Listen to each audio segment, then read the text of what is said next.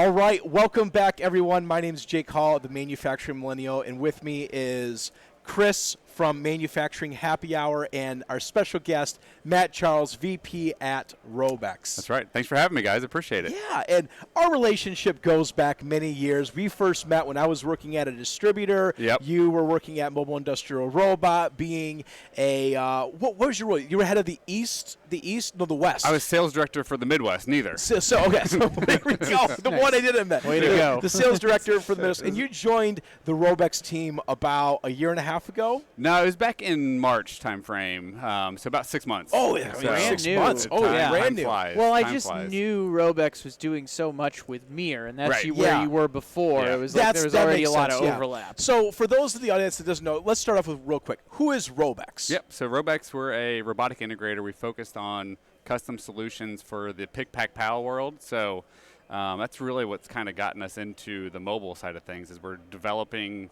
robotic solutions to make pallets, and those pallets ultimately have to go somewhere. And so when I was at Mir, I worked very closely with Robex, and had a lot. They were one of my biggest customers, and we were doing a lot with moving that pallet from the palletizer area to stretch wrapper, and then goes to outbound shipping. So putting conveyor decks on top of the mirrors, a lot of custom stuff that they're doing.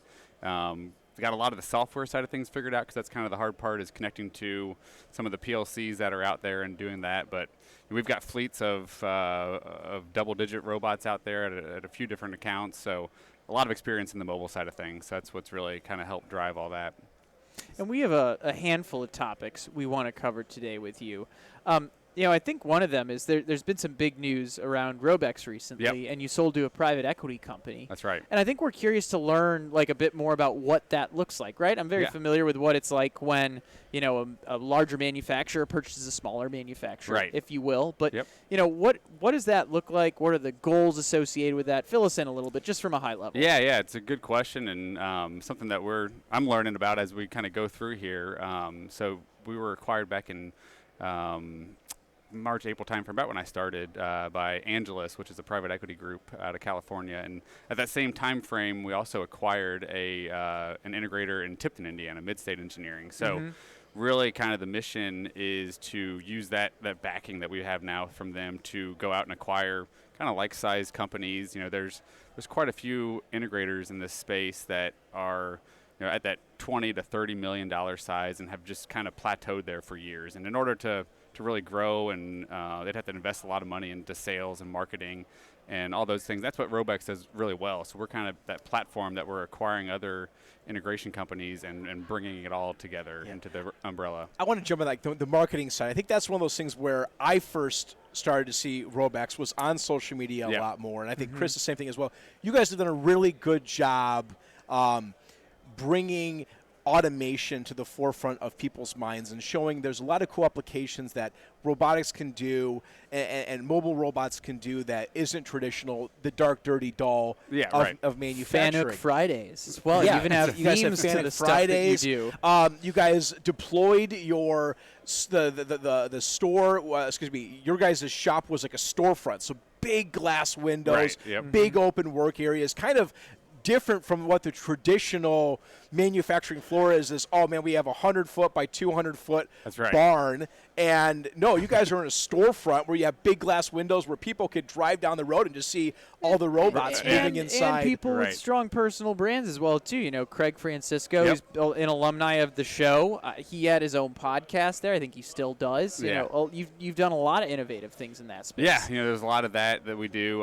Cal Bowers over here, he does a ton with the marketing and just lead generation. That's really one of the unique things to the recipe of Robex is that how much activity that we do generate from those. It's not just to get information out there. It's obviously trying to generate activity and projects and those things. And so it works out pretty well. I always sensed something unique about Robex. I think you sensed it as well. And you got to observe them when you were at Mir before. Right. Yeah, you were a customer of them before you joined the team. Yep. So, it's really unique because Robex, there's not a ton of integrators like that are focused, on the mobile robotic side of things. There's some very large players that are doing connections to Manhattan and Blue Yonder, those systems, a lot in the e-commerce warehouse space. But when you talk about in the manufacturing world, deploying mobile robots and focusing on it, I mean, there's really less than a handful of companies out there doing it. So when I was at Mir, I built a strong relationship with Craig and Cal and the team over there, and it was extremely interesting. It's a unique spot to be in with a company that's they're still focused on their traditional pick-pack-pal world, but to have this focus on the mobile side of things is very unique. Is there also like a vibe that certain companies give off as well, that you can be innovative, you can do cool things, but at the same time, I don't know, I'm trying to figure out what it is that I sensed about the organization, and I'm also trying to help the manufacturing leaders that are listening. It's like, what are the intangibles that you look for in companies that stick out beyond just the tech and the applications? Yeah, I mean, it's as far as like what I saw about Robex, or and then maybe how we transfer that to other general advice. So I mean, you mentioned Craig. Craig's an incredible leader for us, and just has that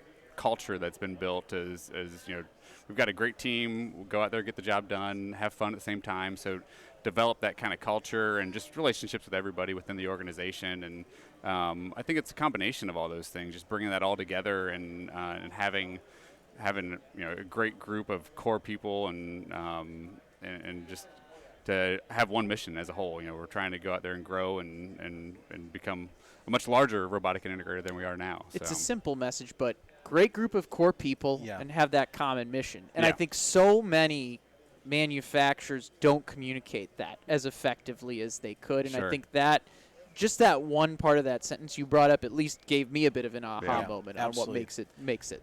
So you've been in the industry for a long time, from distributor to manufacturer to systems integrator. Yeah.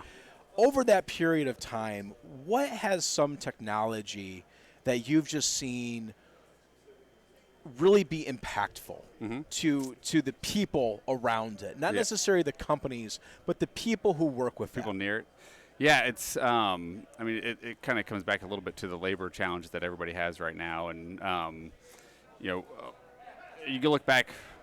When we were working together, Jake, where you'd go into a facility and bring a Mir robot in, set it up, and you'd get all sorts of questions from people. Hey, is this going to take my job? What's going on? Why are we looking at this kind of technology? And now it's changed so much. You bring a robot into a facility, and you get a lot of attention still, but it's a much easier message for people to understand that, hey, this is something that's going to help me do my job better. And so I think that's just been a culture change that's happened over the last couple of years throughout COVID and labor shortages and Great Resignation, that kind of stuff. So I'd say, as far as actually helping people, it's all just about job satisfaction for these kind of systems, and trying to do those long runs of pushing a pallet from point A to point B. Keep that person in their space doing what people are good at doing, the picking and placing and whatnot, but allow the mobile robots to handle that transportation. And so people aren't walking as much, and a little bit better work-life balance there, I guess. So, Matt, you said another thing that jumped out, and Jake, maybe you can attest this. I feel like a theme in our interviews has been people aren't as surprised when a robot walks in the door the first time. And that's something we didn't necessarily hear in our interviews a year ago. Like, the reality is people are getting a bit more accustomed to it, right? They're seeing the benefits, and it's not like, oh no, a robot's here. It's like, oh, a robot's here. Yeah, right. Like that type of inflection in the conversation. Yeah, absolutely. I remember when we went on some sales calls together, and you bring in, and there would be so many heads that would be turning when you drove in a robot on your phone and move things around. You could feel the eyes looking at you. Yeah, and now I feel like when you go on calls and you're talking about robots or you're showing off technology, you don't get a second look from a lot of people. For sure, yep. It's becoming much more standard in the industry, and we talked today, too, about Josh Clower and I think he was on the show, but we do a lot with Musion as well, and it's starting to have these kind of standard systems that you can bring together, where you have the Mir delivering the pallet, and kind of like they have in their booth over there. And like, when you start looking at that, and people being more accustomed to robotics in their environments, deploying these system-to-system type of deployments, it's much more powerful for them, where they can automate a longer portion of it, and the mixed case decal is it's a rough job trying to do that. Yeah. Throwing 50, 60-pound boxes around. So, we can help with the mobile side of things, delivering that to the Musion cell and let their technology kind of take over that. But yeah, it's all kind of about the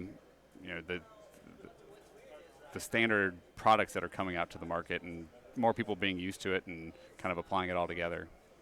We appreciate you taking the time to jump on, share some insights. We covered some ground today. Absolutely. Some good, candid conversation about company culture to the state of robotics. Matt, always a pleasure chatting. Yep. Thank you very much, guys. Thank you so much, Matt. Yeah. Have a good one. All right. We'll see you guys again soon.